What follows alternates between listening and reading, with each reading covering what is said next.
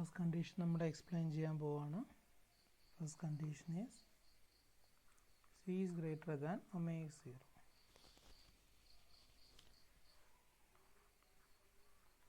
Over damped condition. നമ്മുടെ solution എന്ന് പറയുന്നത് എന്തായിരുന്നു? X is equal to e raise to minus C T into A1 e raised to root c square minus omega 0 square into t plus A2 e raised to minus root of c square minus omega 0 square into t. So ഇതാണ് നമ്മുടെ solution എന്ന് പറയുന്നത് അല്ലേ.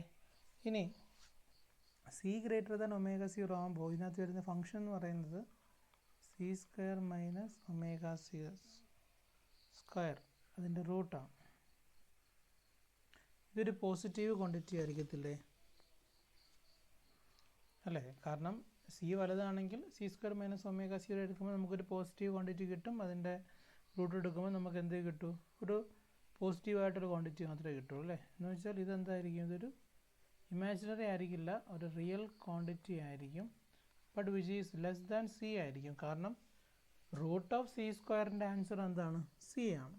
അപ്പോൾ root of C സ്ക്വയറിൽ നിന്ന് കുറച്ച് value കുറച്ചിട്ടുള്ള റൂട്ടാണ് എടുക്കുന്നതെങ്കിൽ ഒരിക്കലും എന്ത് കിട്ടില്ല? സി കിട്ടില്ലല്ലോ. അതാണ് നമ്മൾ പറഞ്ഞേക്കുന്ന it is a real quantity which is less than C ആയിരിക്കും അല്ലേ. എന്നാൽ നമുക്ക് ക്വാണ്ടിറ്റിക്ക് ഒരു ചെറിയ റെപ്രസെൻറ്റേഷൻ കൊടുക്കാം. C square minus omega 0 is equal to B എന്ന് കൊടുക്കാം. So x is equal to e raised to minus ct a1 e raised to bt plus a2 e raised to minus bt എന്ന് എഴുതാം. ഇനി നമ്മൾ ഈ term ഈ exponential minus C T അകത്തേക്ക് പോയി കഴിഞ്ഞാൽ a1 e raised to minus c plus b into t plus a2 e raised to minus c minus b into t എന്ന് എഴുതാം. അതിന് നമ്മൾക്ക് ഇത് രണ്ടും നമ്മൾ മൈനസ് എന്ന് വെളിയെടുക്കുകയാണ്. So minus E minus B into T plus a2 e raised to minus of c plus b into t.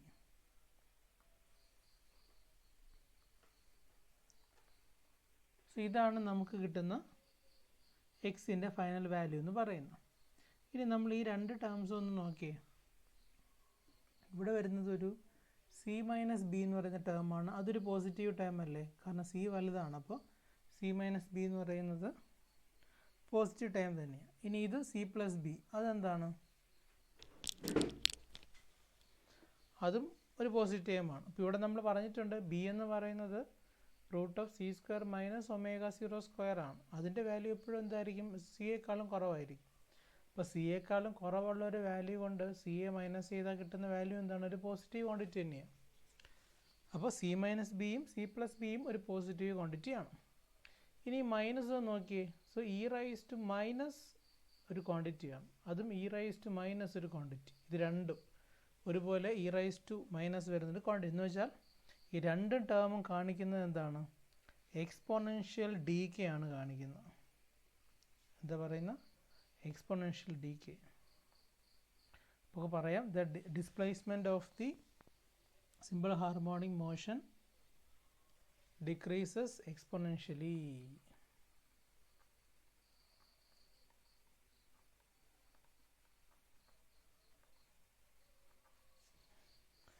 അല്ലേ? അപ്പോൾ ഇ റൈസ് ടു മൈനസ് ഒരു ടേം വരുന്നുണ്ട്, ഇതിനകത്തും ഇ റൈസ് ടു മൈനസ് ഒരു ടേം വരുന്നുണ്ട് അല്ലേ. അപ്പോൾ ഇത് രണ്ട് ടേം എന്താ കാണിക്കുന്നത്? എക്സ്പോണൻഷ്യൽ ഡിക്രീസ് ആണ് കാണിക്കുന്നത്. അപ്പോൾ നമുക്ക് പറയാം C is greater than omega 0 ആണെങ്കിൽ എന്ത് ചെയ്യും? ഈ ഡിസ്പ്ലേസ്മെൻ്റ് എന്ന് പറയുന്നത് എന്ത് ചെയ്യും? എക്സ്പോണൻഷ്യലി ഡിക്രീസ് ചെയ്യും അല്ലേ. ഒരിക്കലും ഓസിലേറ്റ് ചെയ്യില്ല. അതിൻ്റെ ആംപ്ലിറ്റ്യൂഡ് ഡിസ്പ്ലേസ്മെൻറ്റ് എന്ത് ചെയ്യും? എക്സ്പോണൻഷ്യലി ഡിക്രീസ് ചെയ്യും without changing the direction. Without changing the direction. എന്ന് വെച്ചാൽ എന്താ നമ്മൾ പറഞ്ഞു രണ്ട് സൈഡിലോട്ടുമാണ് ഈ ഓസിലേഷൻ വരുന്നത്, -a + a അങ്ങനെയാണ് ഓസിലേറ്റ് ചെയ്യുന്നത്. അപ്പോൾ സി ഈസ് ഗ്രേറ്റർ ദാൻ ω0 ആണ്. ഓവർ ഡാംപ്ഡിൻ്റെ കണ്ടീഷൻ ആണെങ്കിൽ അതിൻ്റെ റിയാലിറ്റിയിൽ അത് എങ്ങനെയായിരിക്കും ഓസിലേറ്റ് ചെയ്യുന്നത്? ഒരിക്കലും ഓസിലേറ്റ് ചെയ്തില്ല അല്ലേ. ഇപ്പോൾ ഒരു ഡയറക്ഷൻ ചേഞ്ച് ചെയ്യില്ല എന്ന് വെച്ചാൽ എന്താണ്, താഴേക്ക് വരില്ല, നെഗറ്റീവിലോട്ട് വരില്ല, ഒരു സൈഡിൽ തന്നെയാണ്. അതായത് മാക്സിമത്തിൽ നിന്ന് സഡനായിട്ട് എന്ത് ചെയ്യും, അത് ഡിക്രീസ് ചെയ്ത് 0, ഒരിക്കലും എന്ത് ചെയ്യില്ല, താഴേക്ക് വരില്ല അല്ലേ, നെഗറ്റീവ് മാക്സിമത്തിലേക്ക് വരില്ല. അതിന് മുമ്പ് തന്നെ അത് എന്ത് ചെയ്യും, സ്റ്റോപ്പായി പോവും. അപ്പം അങ്ങനെയുള്ള കണ്ടീഷനെയാണ് നമ്മൾ ഓവർ ഡാംപ്ഡ് കണ്ടീഷൻ അല്ലെങ്കിൽ ഡെഡ് ബീറ്റ് കണ്ടീഷൻ എന്ന് പറയും. Over damped condition, dead beat condition അല്ലെങ്കിൽ എ പീരിയോഡിക് കണ്ടീഷൻ എന്ന് പറയും. ഇതാണ് first case. Second, C is equal to ω0, which is called critically damped condition.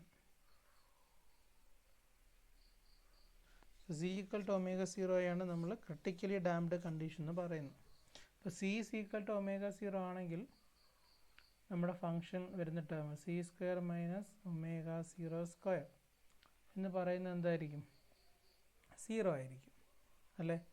പക്ഷെ നമ്മൾ ഡിസ്കഷന് വേണ്ടി നമ്മൾ കൺസിഡർ ചെയ്യുന്ന ഇങ്ങനെയാണ്, √c² - ω02 അത് ഒരു സ്മോൾ ക്വാണ്ടിറ്റിയാണ്, which is equal to h അല്ലേ. സ്മോൾ ആണെന്ന് കൺസിഡർ ചെയ്യാം, അല്ലാതെ 0 എന്ന് കൺസിഡർ ചെയ്താൽ നമുക്ക് അവിടെ വെച്ച് തന്നെ എന്ത് ചെയ്യാം, അതിൻ്റെ ഡിസ്കഷൻ അവസാനിപ്പിക്കാം. പക്ഷേ നമ്മൾ കൺസിഡർ ചെയ്യുന്ന ഇങ്ങനെയാണ്, √c² - ω0 0 അല്ല, ബട്ട് സ്മോൾ ക്വാണ്ടിറ്റി ആണ് അല്ലേ,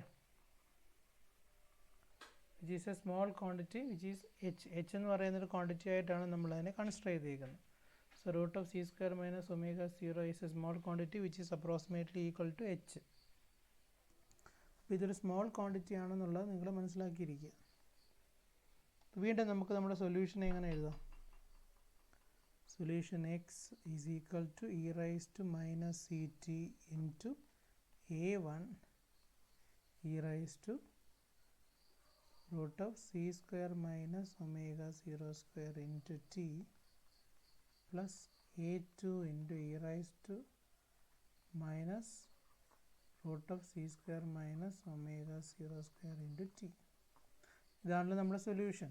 അപ്പോൾ ഇതിനകത്ത് e raised to minus ct into a1, ഇത് h, e raised to ht plus a2 e raised to minus ht എന്ന് എഴുതാം അല്ലേ. e raised to ht എന്ന് വരും, രണ്ടാമത്തെ ടൈമിൽ e raised to minus ht എന്ന് വരും. ഇതെന്ന് പറയുന്നത് എന്താണ്, ഒരു exponential ടേമല്ല, e raised to x എന്ന് പറയുന്ന ഒരു ടേമായിട്ടല്ലേ വന്നിരിക്കുന്നത്.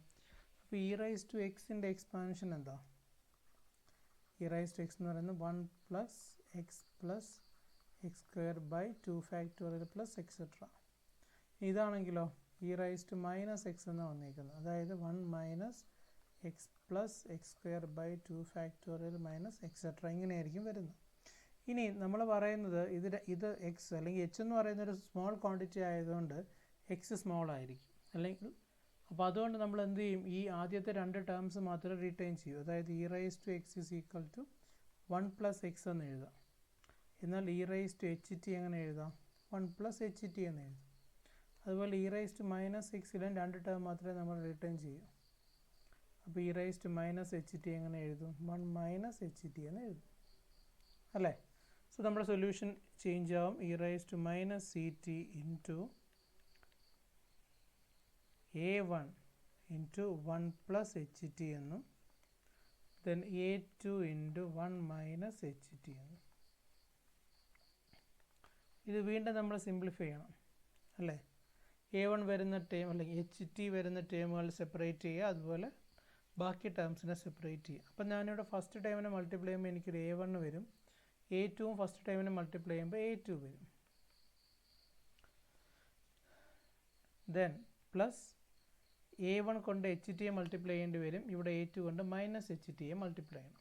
അപ്പം നമുക്ക് A1 മൈനസ് A2 കോമൺ ആയിട്ട് എച്ച് ടി എന്ന് പറയുന്ന ടേം വരും അല്ലേ. അപ്പോൾ ഇത് ഫസ്റ്റ് ടൈം A1 വരും, ഇതിൻ്റെയും ഫസ്റ്റ് ടൈം A2 വരും. ഇപ്പോൾ രണ്ട് കോൺസ്റ്റൻറ്റ് ടൈം കൂടെ ചേർത്ത് ഞാൻ എഴുതി. സെക്കൻഡ് ടൈം രണ്ടിലും എച്ച് ടി വരുന്നുണ്ട്. അപ്പോൾ A1 എച്ച് ടി ഉണ്ട്, അതുപോലെ തന്നെ മൈനസ് A2 എച്ച് ടി. അപ്പോൾ എച്ച് ടി കോമൺ ആകുമ്പോൾ A1 minus A2 H T എന്ന് എഴുതാം. ഇനി ഈ A1 പ്ലസ് A2 കോൺസ്റ്റൻ്റ് ആണ്, A1 മൈനസ് A2 കോൺസ്റ്റൻ്റ് ആണ്.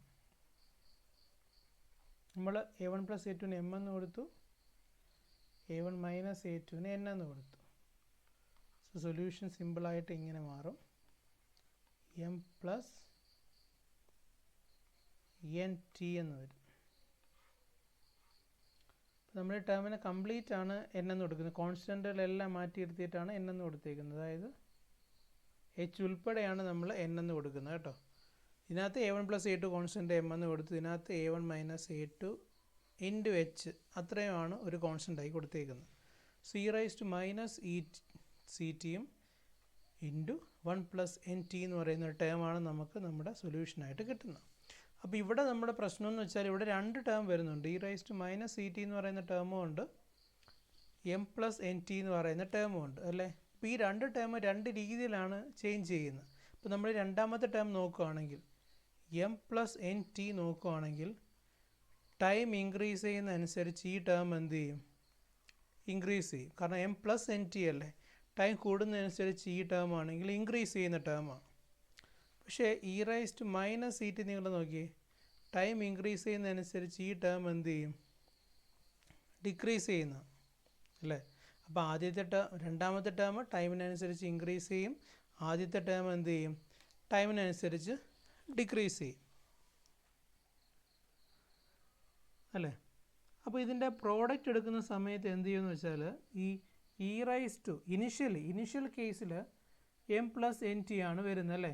എം പ്ലസ് എൻ ടി ചെറിയൊരു ഇൻക്രീസ് ആണ് കാണിക്കുന്നത്. പക്ഷേ ടൈം ഇൻക്രീസ് ചെയ്യുന്ന ടൈമിൻ്റെ വാല്യൂ കൂടുന്നതനുസരിച്ച് നമ്മുടെ e raise to minus C T എന്ന് പറയുന്ന ടേം എന്ത് ചെയ്യും, ഈ ഇക്വേഷനെ ഡോമിനേറ്റ് ചെയ്യും അല്ലേ. അപ്പോൾ ഇനിഷ്യലി സെക്കൻഡ് ടൈം ആണ് എന്ത് ചെയ്യുന്നത്, ഡോമിനേറ്റ് ചെയ്യുന്നതെങ്കിലും ടൈം ഇൻക്രീസ് ചെയ്യുന്നതനുസരിച്ച് ഫസ്റ്റ് ടൈം ഡോമിനേറ്റ് ചെയ്യാൻ തുടങ്ങും. എന്ന് വെച്ചാൽ അതും എന്ത് ചെയ്യും, ഇതുപോലെ എക്സ്പോണൻഷ്യൽ ഡിക്രീസ് ആയിരിക്കും കാണിക്കുന്നത് അല്ലേ, എക്സ്പോണൻഷ്യൽ ഡിക്രീസ് ആയിരിക്കും കാണിക്കുന്നത്. പക്ഷേ നമ്മൾ ആദ്യം പറഞ്ഞ കണ്ടീഷൻ ഓവർ ഡാംപ്ഡ് കണ്ടീഷൻ പോലെ പെട്ടെന്ന് എന്ത് ചെയ്യില്ല, സീറോ ആവില്ല. ദെൻ കുറച്ച് സമയം കഴിഞ്ഞിട്ടല്ലേ. അതെന്തുകൊണ്ടാണെന്ന് ചോദിച്ചാൽ ഈ സെക്കൻഡ് ടേം കിടക്കുന്നതുകൊണ്ടാണ്, എം പ്ലസ് എൻ ടി എന്ന് പറയുന്ന ടേം കിടക്കുന്നതുകൊണ്ടാണ് എന്ത് ചെയ്യുന്നത്, പെട്ടെന്ന് സീറോ ആവാതെ പെട്ടെന്ന് എക്സ്പോണൻഷ്യൽ ഡീകേ കാണിക്കാതെ കുറച്ച് ടൈം കഴിഞ്ഞിട്ട് അല്ലേ, കുറച്ച് സമയം കൂടെ കഴിഞ്ഞിട്ട് മാത്രമേ എന്ത് ചെയ്യുള്ളൂ, അതൊരു എക്സ്പോണൻഷ്യൽ ഡീകേ കാണിക്കുകയുള്ളൂ. എന്നാലും അത് കാണിക്കുന്നത് എന്ത് തന്നെയാണ്, ഒരു എക്സ്പോണൻഷ്യൽ ഡിക്രീസ് ആണ് കാണിക്കുന്നത്. സോ ഈ കണ്ടീഷനെയാണ് നമ്മൾ എന്ത് വിളിക്കുന്നത്, ക്രിട്ടിക്കലി ഡാംപ്ഡ് കണ്ടീഷൻ അല്ലെങ്കിൽ ജസ്റ്റ് എ പീരിയോഡിക് കണ്ടീഷൻ എന്ന് പറയും. Just A periodic. First condition A periodic ആയിരുന്നു, സെക്കൻഡ് കണ്ടീഷന് പറയുന്ന പേരാണ് ജസ്റ്റ് എ പീരിയോഡിക് എന്ന് പറയും.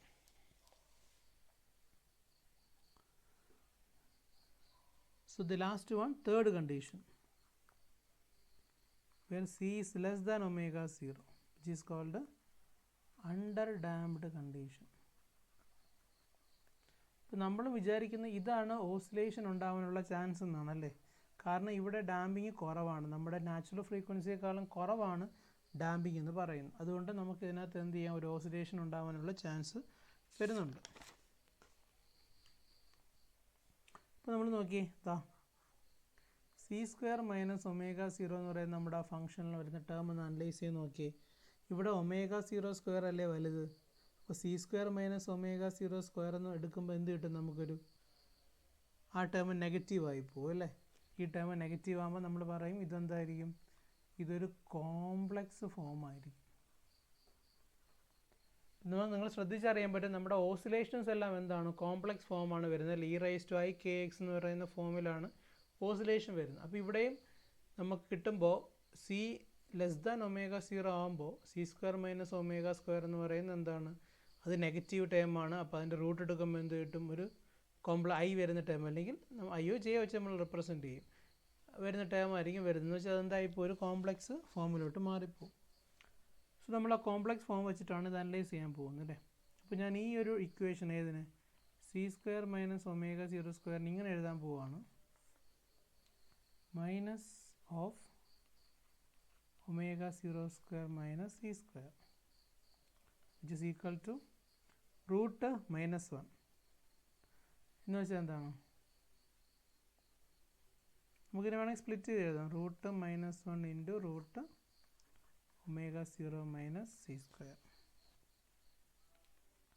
അപ്പോൾ റൂട്ട് -1 നമുക്ക് I എന്നോ J എന്നോ എഴുതാം. ഇനി റൂട്ട് ഓഫ് ω02 - c² ഞാൻ ഒമേഗ എന്ന് തന്നെ റെപ്രസെൻറ്റ് ചെയ്യണം. സോ ഒമേഗ എന്ന് പറയുന്നത് എന്താണ്, റൂട്ട് ഓഫ് ω02 - c². അപ്പോൾ അങ്ങനെയാണെങ്കിൽ നമ്മുടെ സൊല്യൂഷൻ എങ്ങനെ ചേഞ്ച് ആവും?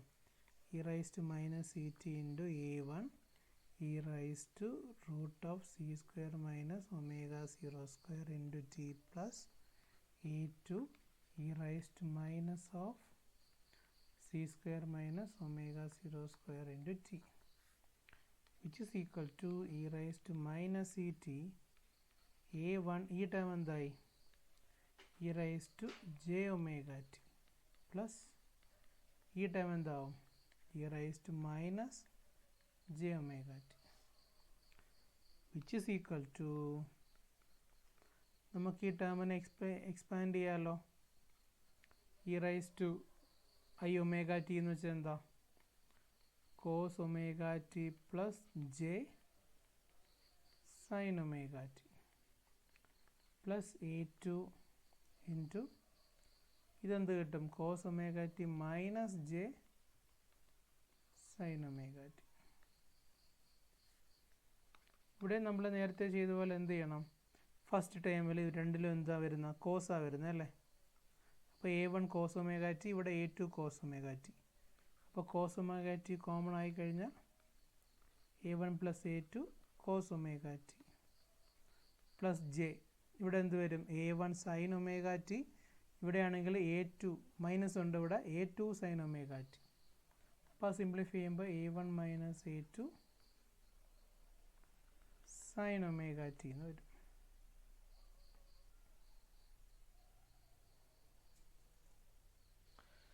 അപ്പോൾ സിംപ്ലിഫൈ ചെയ്താന്നുള്ളതേ ഉള്ളൂ. a1 cos omega t a2 cos omega t. So common cos omega t ആകുമ്പോൾ a1 plus a2 cos omega t. രണ്ടാമത്തെ ടൈമിൽ രണ്ടിലും j വരുന്നുണ്ട്, a1 minus a2 sin omega t എന്ന് വരും. ഇനി ഇവിടെ നമ്മൾ സബ്സ്റ്റിറ്റ്യൂഷൻ കൊടുക്കുന്നുണ്ട്. ഈ a1 പ്ലസ് a2ന് പകരം a0 sin phi എന്ന് കൊടുക്കും. അതുപോലെ ഈ സെക്കൻഡ് ടൈമിന് പകരം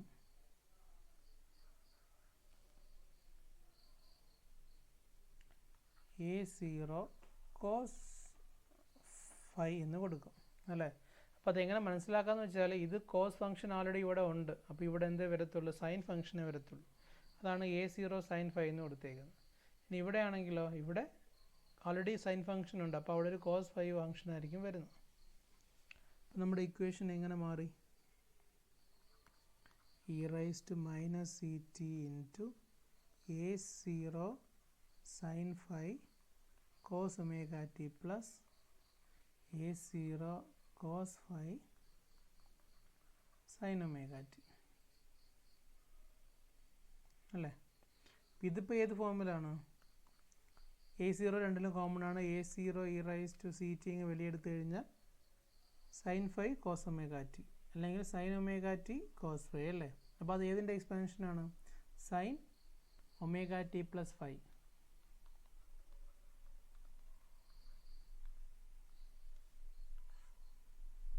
അല്ലേ. sin omega t plus phiയുടെ എക്സ്പാൻഷനിൽ ഇത് sin omega t cos phi plus cos omega t sin phi എന്ന് പറയുന്ന ഫോമിലോട്ട് അത് കൺവേർട്ട് ആവും.